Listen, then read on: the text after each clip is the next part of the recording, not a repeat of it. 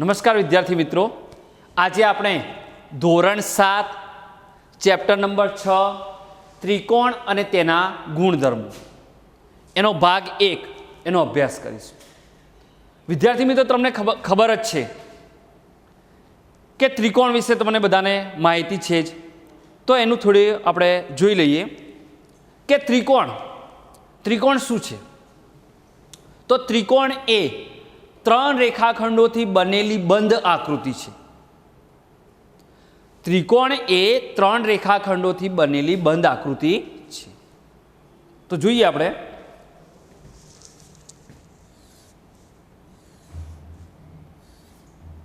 ત્રિકોણ 3 રેખાખંડો, 1 આ 2 અને આ 3, અને પાછી કેવી આકૃતિ? બંધ આકૃતિ। તો ત્રિકોણ એ 3 રેખાખંડોથી બનેલી બંધ આકૃતિ છે। ત્રિકોણ, દરેક ત્રિકોણને કુલ 6 અંગો હોય, એમાં 3 ખૂણા અને 3 બાજુ। તો જોઈએ આપણે ત્રિકોણને કુલ 6 અંગો હોય, એમાં 3 બાજુ અને 3 ખૂણા। ત્રિકોણને 6 અંગો હોય, 3 બાજુઓ અને 3 ખૂણા। હવે આપણે એક ત્રિકોણ લઈએ, ત્રિકોણ એબીસી માટે લઈએ। તો સમજો કે આ એક બીજો ત્રિકોણ દોર્યો, એ બી સી। હવે 3 બાજુઓ જોઈએ આપણે, 3 ખૂણાઓ જોઈએ, અને બીજું એક જોઈએ શિરોબિંદુ। તો જોઈએ તો એબીસી ત્રિકોણ છે, એમાં આપણે પહેલા 3 બાજુઓ જોઈએ।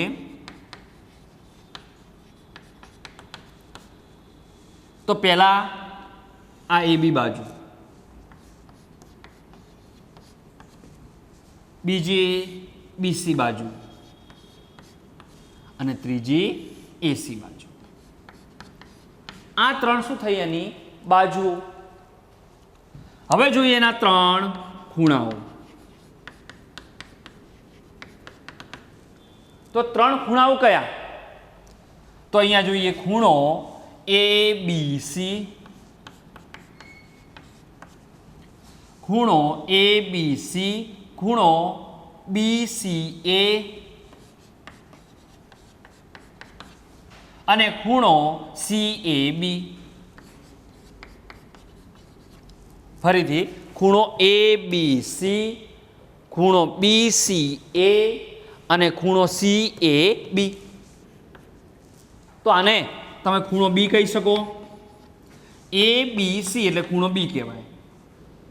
પછી બીસીએ, બીસીએ એટલે ખૂણો સી કહેવાય, અને ખૂણો સીએબી એટલે ખૂણો એ કહેવાય। તો 3 બાજુઓ, આ 3 ખૂણાઓ। હવે ને 3 શિરોબિંદુ હોય ને, તો જોઈએ એને, આ 1, આ 2 અને આ 3। તો 3 શિરોબિંદુ, એમાં નામ આપીએ ખૂણો એ બી અને સી। આ 3 શું થઈ ગયા? એના શિરોબિંદુઓ થયા। 3 બાજુઓ, 3 ખૂણા, એટલે ત્રિકોણને કુલ 6 અંગો હોય, 3 શિરોબિંદુઓ એ બી સી, આ 3 શિરોબિંદુઓ હોય। હવે ત્યારબાદ જોઈએ આપણે ત્રિકોણની બાજુઓને આધારે અને ત્રિકોણના ખૂણાઓને આધારે એના કુલ 6 પ્રકારે, બાજુના આધારે 3 અને ખૂણાઓના આધારે 3, એટલે ટોટલ 6 પ્રકારે। એ 6 પ્રકારમાં વર્ગીકૃત કરી શકાય। હવે જોઈએ ત્રિકોણની બાજુના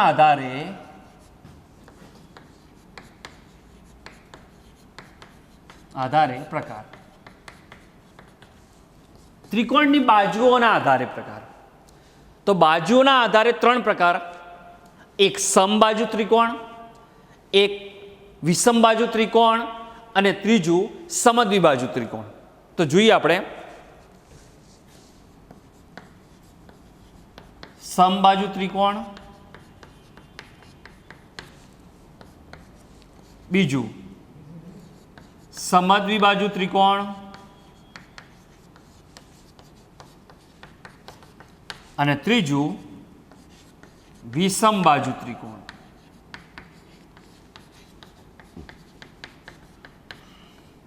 સમબાજુ ત્રિકોણ, સમદ્વિબાજુ ત્રિકોણ અને વિષમબાજુ ત્રિકોણ. પહેલું આપણે જોઈએ સમબાજુ ત્રિકોણ. સમબાજુ એટલે કે જે ત્રિકોણની ત્રણેય બાજુઓના માપ સરખા હોય તેવા ત્રિકોણને સમબાજુ ત્રિકોણ કહે છે. ત્રણેય બાજુઓના માપ સરખા હોય એને સમબાજુ ત્રિકોણ કહેવાય. તો જોઈએ ત્રણેય બાજુઓના માપ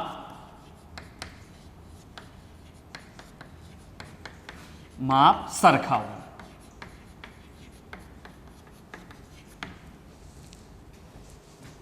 તો એને સમબાજુ ત્રિકોણ કહે છે. સમબાજુ ત્રિકોણની અંદર ત્રણેય ખૂણાના માપ પણ સરખા હોય જે 60 અંશ હોય, જે આપણે પાછળ જોઈશું. સમદ્વિબાજુ ત્રિકોણ, તો સમદ્વિબાજુ ત્રિકોણ કોને કહેવાય? તો જે ત્રિકોણમાં બે બાજુના માપ સરખા હોય તેવા ત્રિકોણને સમદ્વિબાજુ ત્રિકોણ કહે છે. તો જોઈએ જે ત્રિકોણમાં બે બાજુઓના માપ સરખા હોય તેને સમદ્વિબાજુ ત્રિકોણ કહે છે. જે ત્રિકોણમાં બે બાજુના માપ સરખા હોય, સમદ્વિ, દ્વિ એટલે બે, સમદ્વિબાજુ ત્રિકોણ એટલે કે જે ત્રિકોણમાં બે બાજુના માપ સરખા હોય તેવા ત્રિકોણને સમદ્વિબાજુ ત્રિકોણ કહે છે. નેક્સ્ટ વિષમબાજુ ત્રિકોણ. તો વિષમબાજુ ત્રિકોણ કોને કહેવાય? જે ત્રિકોણમાં બે બાજુના માપ સરખા ન હોય, જે ત્રિકોણમાં બે બાજુના માપ સરખા ન હોય તેવા ત્રિકોણને વિષમબાજુ ત્રિકોણ કહે છે. જે ત્રિકોણમાં બે બાજુઓના માપ સરખા ન હોય તેવા ત્રિકોણને વિષમબાજુ ત્રિકોણ કહે. વિદ્યાર્થી મિત્રો, આપણે આ ત્રિકોણની બાજુના આધારે પ્રકાર જોયા એના સમબાજુ ત્રિકોણ, સમદ્વિબાજુ ત્રિકોણ અને વિષમબાજુ ત્રિકોણ. ત્યારબાદ આપણે જોઈએ એના ખૂણાઓના આધારે પ્રકાર. તો ખૂણાઓના આધારે, તો ખૂણાઓના આધારે એના પણ ત્રણ પ્રકાર છે. એક લઘુકોણ ત્રિકોણ, એક ગુરુકોણ ત્રિકોણ અને એક કાટકોણ ત્રિકોણ, જે તમે આગળ જોઈ ગયા. તો જોઈએ લઘુકોણ ત્રિકોણ, કાટકોણ ત્રિકોણ અને ગુરુકોણ ત્રિકોણ.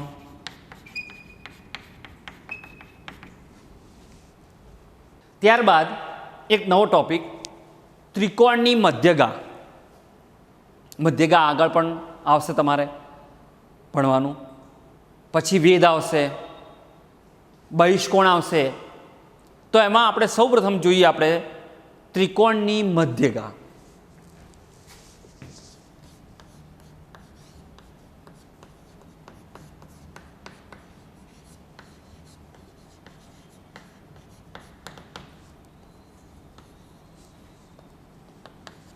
ત્રિકોણની મધ્યગા કોને કહેવાય? તો જોઈએ ત્રિકોણના શિરોબિંદુ અને તેની અને સામેની બાજુના મધ્યબિંદુને, ત્રિકોણના શિરોબિંદુ અને સામેની બાજુના મધ્યબિંદુને જોડતો રેખાખંડ એટલે ત્રિકોણની મધ્યગા.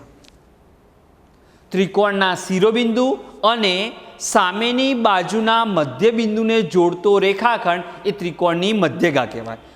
અને ત્રિકોણની મધ્યગા હંમેશા ત્રિકોણના અંદરના ભાગમાં હોય. તો જોઈએ આપણે વ્યાખ્યા લખીએ. ત્રિકોણના શિરોબિંદુ અને સામેની બાજુના મધ્યબિંદુને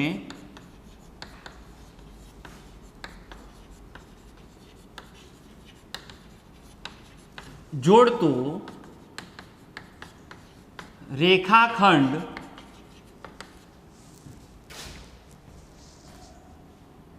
ને ત્રિકોણની શું કહેવાય? મધ્યગા કહે છે. ત્રિકોણના શિરોબિંદુ અને સામેની બાજુના મધ્યબિંદુને જોડતો રેખાખંડ એ ત્રિકોણની મધ્યગા કહેવાય. ત્રિકોણને 3 મધ્યગાઓ હોય. ત્રિકોણને કેટલી મધ્યગાઓ હોય? 3 મધ્યગાઓ હોય. અને મધ્યગાઓ હંમેશા અંદરના ભાગમાં હોય.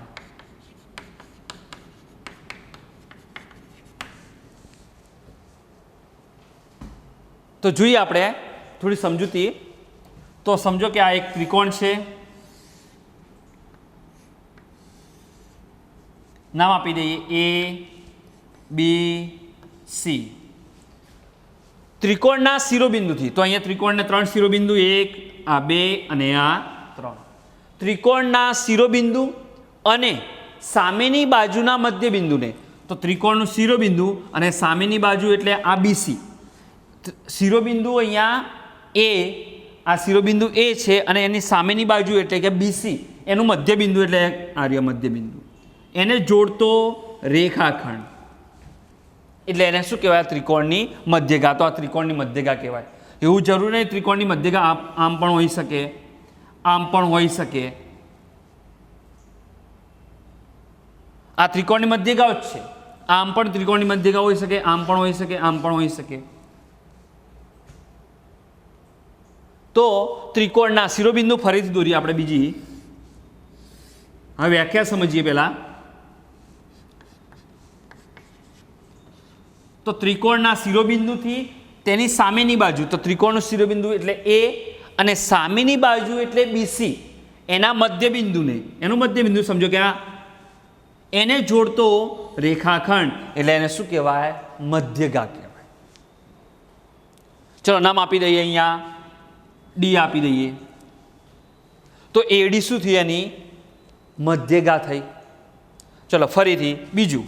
આ B શિરોબિંદુએ અને એની સામેની બાજુ એટલે AC, એનું મધ્યબિંદુ એટલે અહીંયા લઈએ, તો એને જોડતો રેખાખંડ એટલે એને મધ્યગા કહેવાય. ત્રીજું શિરોબિંદુ લઈએ C અને એની સામેની બાજુ એટલે AB અને એનું મધ્યબિંદુ એટલે અહીંયા લઈએ, તો એને જોડતો રેખાખંડ એટલે મધ્યગા. તો અહીંયા નામ આપી દઈએ B, E આપીએ, અહીંયા C, F નામ આપીએ. તો ત્રિકોણની 3 મધ્યગાઓ, એક AD, એક BE અને ત્રીજી CF. તો અહીંયા લખીશું ત્રિકોણ ABC ની 3 મધ્યગાઓ, એક AD, BE અને CF. તો ABC ની 3 મધ્યગાઓ AD, BE અને CF. અને મધ્યગાઓ હંમેશા અંદર ત્રિકોણના અંદરના ભાગમાં હોય. કેટલી મધ્યગાઓ હોય? 3 મધ્યગાઓ હોય. તો આ સમજ્યા આપણે મધ્યગાઓ વિશે. ત્યારબાદ આપણે જોઈએ ત્રિકોણનો વેધ. ત્રિકોણનો વેધ કોને કહેવાય?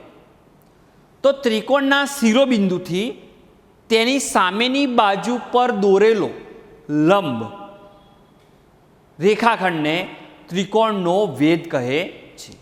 ત્રિકોણના શિરોબિંદુથી સામેની બાજુ પર દોરેલો લંબ, સામેની બાજુ પર દોરેલો લંબ, લંબ એટલે 90 અંશનો ખૂણો બને ત્યાં, તો એ રેખાખંડને ત્રિકોણનો વેધ કહે છે.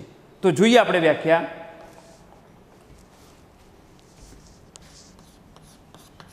ત્રિકોણનો વેધ.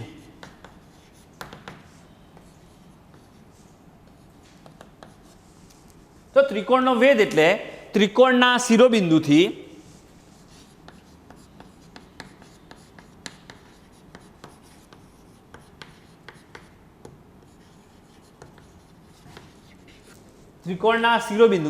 સામેની બાજુ પર દોરેલા લંબ, સામેની બાજુ પર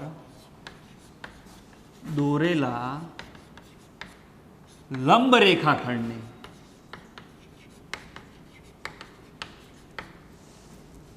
ત્રિકોણનો વેધ કહે છે.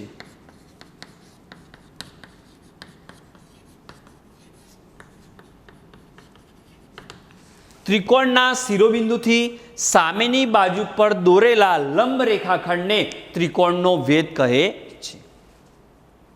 ત્રિકોણને 3 વેધ હોય, જે અંદર પણ હોઈ શકે, ત્રિકોણની અંદર પણ હોઈ શકે, બહાર પણ હોઈ શકે અને ત્રિકોણ ઉપર પણ હોઈ શકે. ફરીથી ત્રિકોણને 3 વેધ હોય, જે ત્રિકોણના અંદરના ભાગમાં પણ હોઈ શકે, ત્રિકોણનો વેધ એક ત્રિકોણના અંદરના ભાગમાં પણ હોઈ શકે, ત્રિકોણના બહારના ભાગમાં પણ હોઈ શકે અને ત્રિકોણ ઉપર પણ હોઈ શકે. તો જોઈએ આપણે. તો પહેલા વ્યાખ્યા સમજી લઈએ.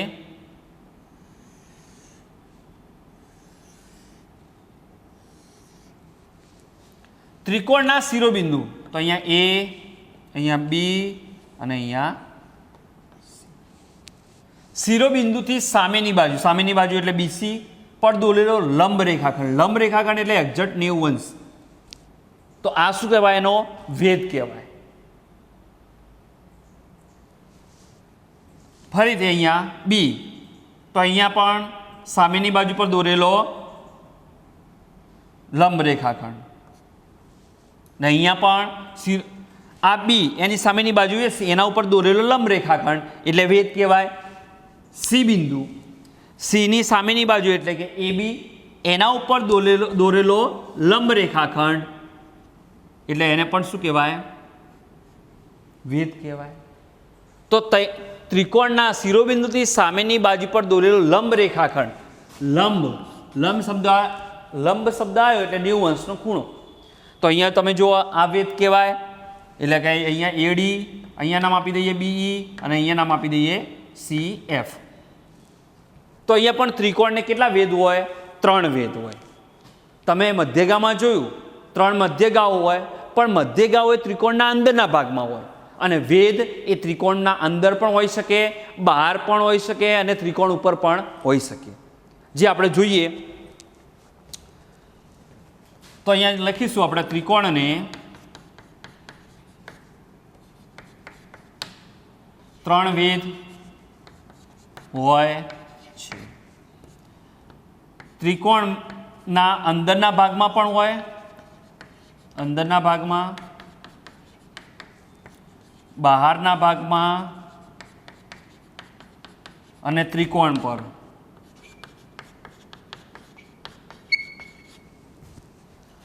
ત્રણ વેધ અંદરના ભાગમાં પણ હોઈ શકે, બહારના ભાગમાં પણ હોઈ શકે અને ત્રિકોણ ઉપર પણ હોઈ શકે. હવે આપણે જોયું કે ત્રિકોણનો વેધ એ અંદર પણ હોઈ શકે, બહાર પણ હોઈ શકે અને ત્રિકોણ ઉપર પણ હોઈ શકે. તો કઈ રીતે? તો જોઈએ આપણે વેધ. તો આપણે એક લઘુકોણ ત્રિકોણ દોરીએ.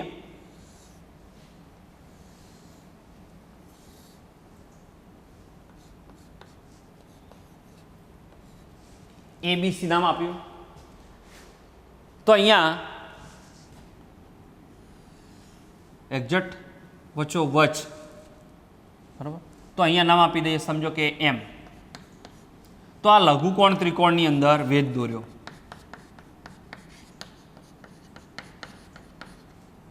વેધ, તો વેધ બરાબર શું આવશે? AM.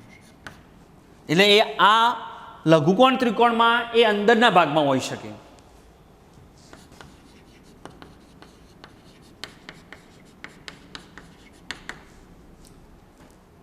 હવે ત્રિકોણ ઉપર કઈ રીતે હોઈ શકે, જે આપણે કાટકોણ ત્રિકોણમાં જોઈશું.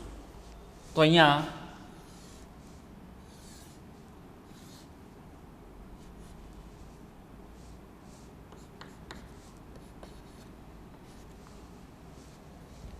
તમે જોઈ શકો કે આ વેધ કહેવાય. એનો શું કહેવાય? વેધ.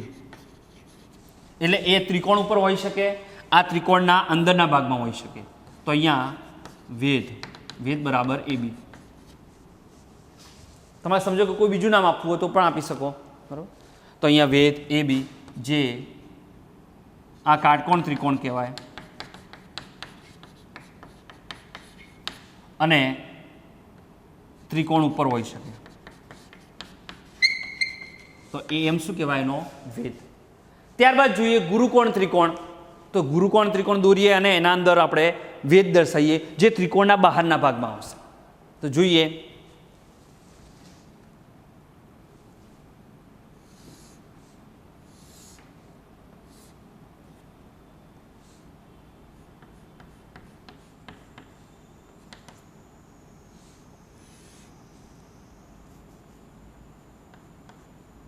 તો આ શું કહેવાય? એનો વેધ કહેવાય. સમજો કે અહીંયા A, અહીંયા B, અહીંયા C, અહીંયા સમજો કે એમ નામ આપીએ. તો આ ગુરુકોણ ત્રિકોણ મેં દોર્યો. ગુરુકોણ ત્રિકોણની અંદર AM એને શું કહેવાય? વેધ કહેવાય, જે ત્રિકોણના બહારના ભાગમાં.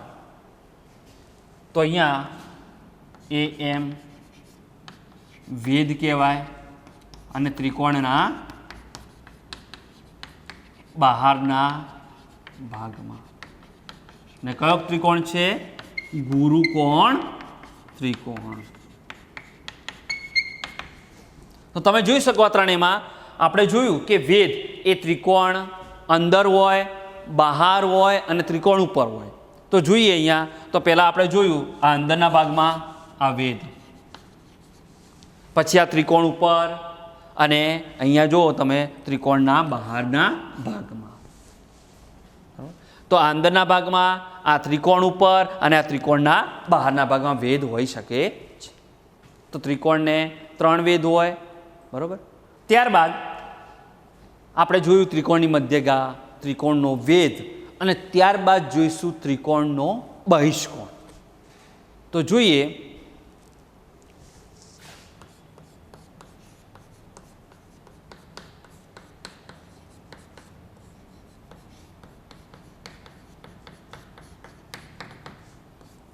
ત્રિકોણનો બહિષ્કોણ. હવે ત્રિકોણનો બહિષ્કોણ કોને કહેવાય? તો ત્રિકોણની કોઈ પણ બાજુને, સમજો, ત્રિકોણની કોઈ પણ બાજુને લંબાવતા ત્રિકોણનો શું મળે? બહિષ્કોણ મળે. ત્રિકોણની કોઈ પણ બાજુને લંબાવતા ત્રિકોણનો બહિષ્કોણ મળે છે.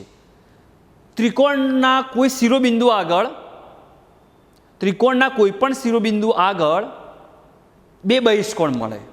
આમ ત્રિકોણને કુલ 6 બહિષ્કોણ મળે. તો જોઈએ આપણે પહેલા વ્યાખ્યા લખીએ. ત્રિકોણની, ધ્યાન રાખજો, ત્રિકોણની કોઈ પણ બાજુને લંબાવતા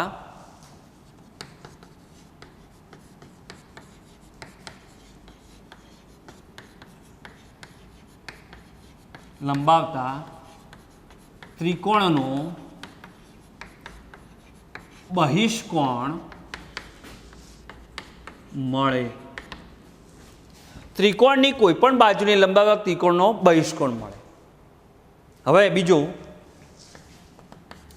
ત્રિકોણના કોઈ પણ શિરોબિંદુ આગળ 2 બહિષ્કોણ મળે. કેટલા બહિષ્કોણ મળે? 2 બહિષ્કોણ મળે. ત્રિકોણના કોઈ પણ શિરોબિંદુ આગળ 2 બહિષ્કોણ મળે. આમ ત્રિકોણને કુલ 6 બહિષ્કોણ હોય. આમ ત્રિકોણને કુલ 6 બહિષ્કોણ કેવી રીતે એ આપણે જોઈએ તો અહીંયા તમે જોઈ શકો આ એક ત્રિકોણ દોર્યો, ત્રિકોણની કોઈ પણ બાજુની લંબાઈ સમજો તો આપણે આ બાજુ લંબાઈ, આ શું કહેવાય? બહિષ્કોણ કહેવાય. શું કહેવાય? બહિષ્કોણ.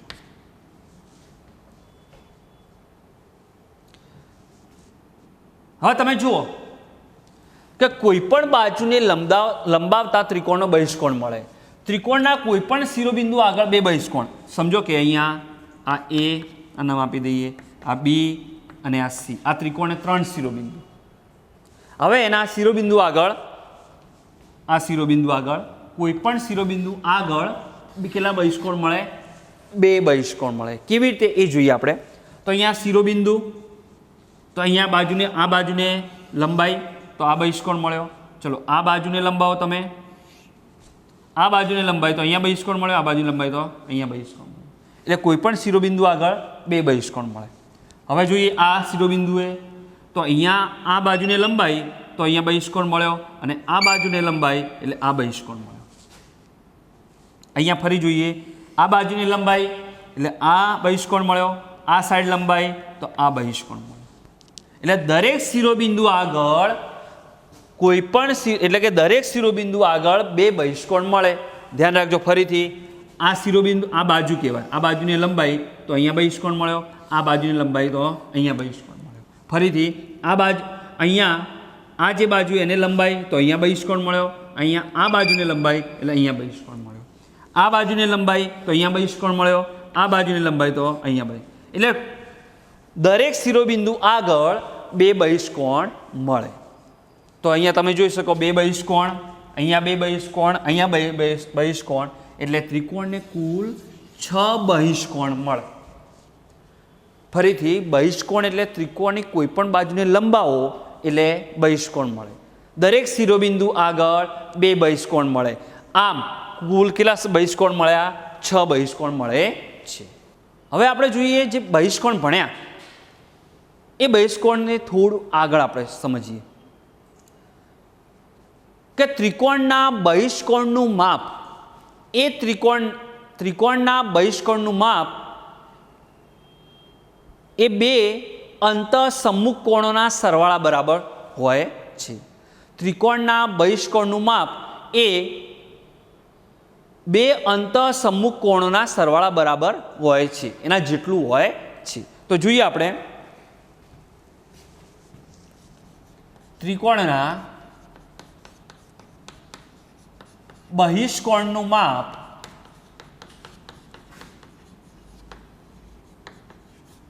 ત્રિકોણના બહિષ્કોણનું માપ 2 અંતઃસમ્મુખ કોણના સરવાળા જેટલું હોય છે.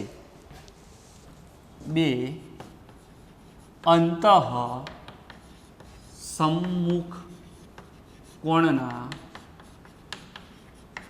સરવાળા જેટલું હોય છે. અહીંયા ધ્યાન રાખજો, ત્રિકોણના બહિષ્કોણનું માપ 2 અંતઃસમ્મુખ કોણના સરવાળા જેટલું હોય છે. ત્રિકોણના બહિષ્કોણનું માપ 2 અંતઃસમ્મુખ કોણના સરવાળા જેટલું. તો જોઈએ અહીંયા આવા દાખલા બી આવશે. તો અહીંયા આવું લખી શકાય, ત્રિકોણના બહિષ્કોણનું માપ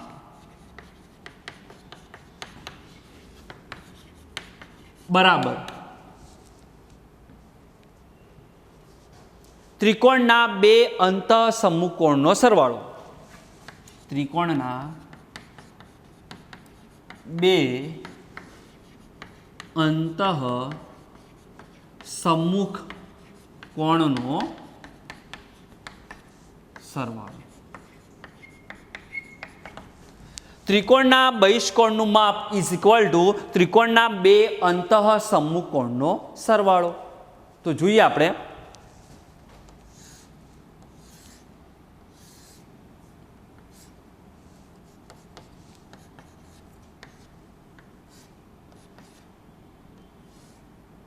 આ બહિષ્કોણનું માપ. ધ્યાન રાખજો, ત્રિકોણના બહિષ્કોણનું માપ એ બે અંતઃસમુખ કોણના સરવાળા. અંતઃસમુખ કોણ એટલે અંદરના. સમજો કે આ બંને રેખિક જોડ બને, આ ખૂણો એટલે કે એસીડી અને એસીબી, આ બંને રેખિક જોડના ખૂણા કહેવાય. અને આ જે ખૂણો બને એના સિવાયના બે ખૂણા લેવાના, એટલે કે આ બે. આ બંને અંતઃસમુખ કોણના સરવાળા જેટલું બહિષ્કોણનું માપ હોય. ધ્યાન રાખજો, આવા દાખલા આવશે આપણે તો આપણે જોઈશું એ સમય. પણ અહીંયા ધ્યાન રાખજો કે ત્રિકોણના બહિષ્કોણનું માપ બે અંતઃસમુખ કોણના સરવાળા જેટલું હોય. તો અહીંયા એસીડી એ બહિષ્કોણે, તો ખૂણો એસીડી ઇઝ ઇક્વલ ટુ, સમજો, એસીડી એટલે બહિષ્કોણનું માપ, ત્રિકોણના બહિષ્કોણનું માપ બરાબર એટલે બરાબર ત્રિકોણના બે અંતઃસમુખ કોણો. તો અહીંયા જે આ બંને રેખિક, આ બહિષ્કોણનું માપ અને આ રેખિક જોડના બંને, આ બંને રેખિક જોડના ખૂણા બન્યા, એના સિવાયનો આ સિવાયના બે ખૂણાના માપ લેવાના, એ બંનેનો સરવાળો એટલે કે ખૂણો એ પ્લસ ખૂણો બી. એસીડીનું માપ એટલે કે બહિષ્કોણનું માપ ખૂણા એ અને ખૂણા બીના સરવાળા જેટલું હોય છે, એટલે કે બંને અંતઃસમુખ કોણોના બે અંતઃસમુખ કોણના સરવાળા જેટલું હોય છે. તો આ બંને અંતઃસમુખ કોણો કહેવાય. યાદ રાખજો કે આ બંને સમજો કે અહીંયા બીજું ઉદાહરણ લઈએ, તને બીજું સમજાવું. સમજો કે આ લીધો આપણે એ બી સી, બરાબર, ને અહીંયા લઈએ ડી. તો અહીંયા આ બહિષ્કોણ થયો, આ બાજુની લંબાઈ એટલે આ બહિષ્કોણ થયો. તો આ બહિષ્કોણનું માપ એ આ બંનેના સરવાળા જેટલું હોય, એટલે કે ખૂણો એ અને ખૂણો સી. કારણ કે આ બંને રેખિક જોડ બને એટલે આ બંને એના સિવાયના બે ખૂણા લેવાના, એટલે એ અને સી. તો અહીંયા તમે કહી શકો ખૂણો એ એટલે આ એમાં CBD, ખૂણો CBD ઇઝ ઇક્વલ ટુ ખૂણો એ પ્લસ ખૂણો સી. જેમ અહીંયા તમે જોયું ACD, તો ACD તો અહીંયા કયું આવશે CBD. તો આ બંને રેખિક જોડ બને તો આના સિવાયના બે ખૂણા કયા, ખૂણો એ અને સી. તો CBD આ બહિષ્કોણનું માપે અને એનો સરવાળો એટલે કે ખૂણો એ અને ખૂણો C. CBD is equal to ખૂણો એ વત્તા સી, એટલે કે બહિષ્કોણનું માપ એ અંતઃસમુખ કોણના સરવાળા બરાબર હોય છે. એટલે અંતઃસમુખ કોણો કયા થાય અહીંયા, સી, એ અને સી.